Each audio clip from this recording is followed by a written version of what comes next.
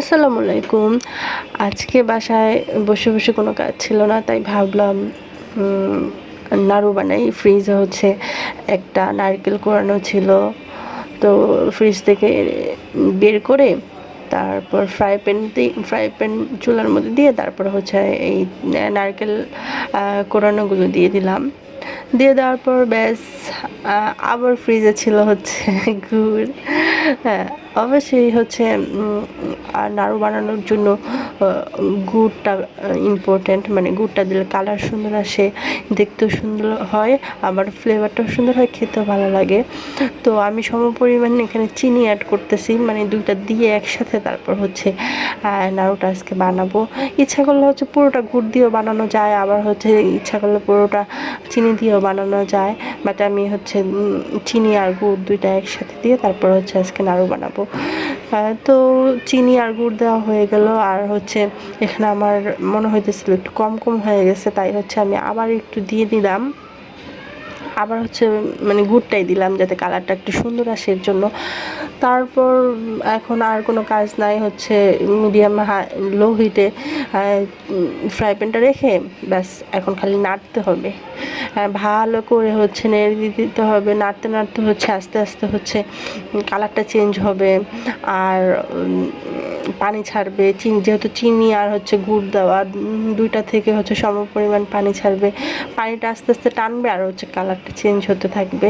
তো বেশ আমি হচ্ছে আস্তে আস্তে দাঁড়া দাঁড়া নেড়ে দিচ্ছিলাম, আর হচ্ছে আস্তে আস্তে কালারটা চেঞ্জ হচ্ছিলো, আর হচ্ছে পানিটাও টেনে যাচ্ছিলো।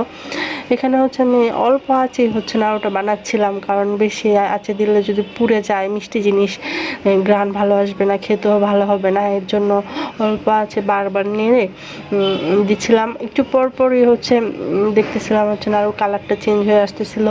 ফাইনালি হচ্ছে সুন্দর একটা কালার চলে আসছে। মানে আমি হচ্ছে ক্যামেরায় যেমন দেখতেছিলাম এর চেয়ে বেশি বাস্তবে সুন্দর কালার আসছে, একেবারে গোল্ডেন ব্রাউন কালার হয়ে গেছে।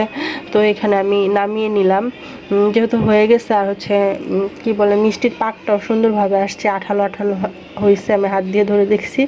তারপর হচ্ছে নামিয়ে নিলাম। এখানে হচ্ছে অনেক ক্ষেত্রে চালের গুঁড়া, মানে চাল ভেজে তারপরে বেটে চালের গুঁড়াটা ইউজ করে। আমি দেই নাই, মানে প্রথমে দেওয়ার ইচ্ছা ছিল যে দেই, বাট পরে আবার দিলাম না। চিন্তা করলাম যে শুধু নারকেলটা দিয়ে বানাই, অন্য কিছু দেওয়ার দরকার নেই। তো শেষে হচ্ছে নাড়ুটা বানানোর আগে একটু ঘি দিয়ে দিলাম, কারণ ঘি দিলে ঘ্রাণটা অনেক সুন্দর হয়। এর জন্য হচ্ছে গরম অবস্থাতে ঘিটা দিয়ে নেড়ে তারপর হচ্ছে এখন আমি নাড়ুর শেপ দেব। নাড়ু তো সাধারণত গোলই হয়ে থাকে, তো আমি গোলভাবে হচ্ছে নাড়ুর শেপ দিতেছিলাম। এখানে পারফেক্টভাবে হচ্ছে নাড়ুর পাকটা আসছে, তাই হচ্ছে খুব তাড়াতাড়ি গোল হয়ে যাচ্ছিল। আর যেহেতু গরম অবস্থায় এটা মানে নাড়ুটা বানাতে হয়, তাড়াতাড়ি গোল করতে হয়, এর জন্য হচ্ছে আমরা দুইজন মিলে তারপর হচ্ছে তাড়াতাড়ি করে গোল করে নিতেছিলাম। তো এখানে হচ্ছে আমার অলমোস্ট মানে নাড়ু প্রায় বানানো হয়ে যাচ্ছে। তো এই গোলাকৃতির শেপ দেওয়ার পরে হচ্ছে আমার নাড়ু বানানো শেষ হয়ে যাবে। তো আজকে আমি হচ্ছে মানে বাসায় বসে থাকবো, তাই ভাবলাম একটা নতুন জিনিস ট্রাই করি। এটা কিন্তু বানানো একেবারেই সহজ। ইচ্ছা করলে যে কেউ ইউটিউব দেখে বা আম্মুকে জিজ্ঞেস করে বানাইতে পারে, মানে যারা পারে তাদেরকে জিজ্ঞেস করলেই হয়, আর খুব সহজে বানানো যায়।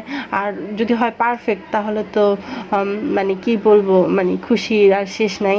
তো আপনারা বানিয়ে নিতে পারবেন পারফেক্ট নাড়ু। এই যে বানিয়ে ফেললাম আমরা হচ্ছে পারফেক্ট নাড়ু, খুবই সুন্দর আর হচ্ছে খেতেও খুবই ইয়ামি হয়েছিল। তো আজকের জন্য নাড়ুই থাক, আবার আরেকদিন অন্য কিছু বানাবো। টাটা, বাই বাই, আল্লাহ হাফেজ।